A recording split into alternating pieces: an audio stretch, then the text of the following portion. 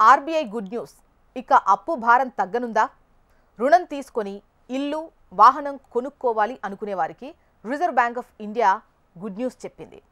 Repo రేటును 50 basis points అంటే తెచ్చింది.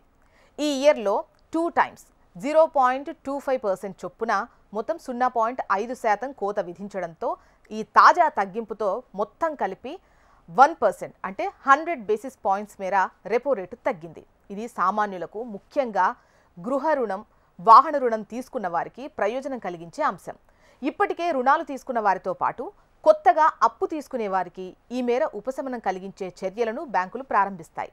దీంతో ఈఎంఐ లేదా రుణం చెల్లించే కాలం తగ్గే అవకాశం ఉంటుంది.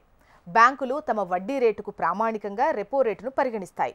రెపో రేటుపై 2.5 to 2.75% అదనంగా వడ్డీకి రుణాలు మంజూరు చేస్తుంటారు. ప్రస్తుత రెపో రేటును బట్టి చూస్తే గృహ రుణ రేట్లు 8% దరిదాపుల్లోకి వచ్చినట్టే. 800కు మించి క్రెడిట్ స్కోర్ ఉన్న వారికి బ్యాంకులు 0.25% మేర వడ్డీ రాయితీ ఇస్తున్నారు. ఈ నేపథ్యంలో రుణ చెల్లింపుల చరిత్ర బాగా ఉన్న వారికి 7.75% పైనే రుణం లభించే అవకాశాలు లేకపోలేదు. ఇక కోవిడ్ టైంలో వడ్డీ రేట్లు తక్కువగా ఉన్నప్పుడు చాలా మందికి అధిక మొత్తంలో రుణ అర్హత లభించింది.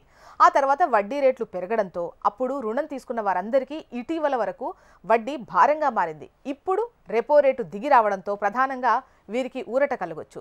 ఇక ఆర్బీఐ రెపో రేటును తగ్గించినప్పుడు ఆ ప్రయోజనాన్ని బ్యాంకులు వెంటనే తమ ఖాతాదారులకు అందించాలి అనేది నిబంధన ఉంది.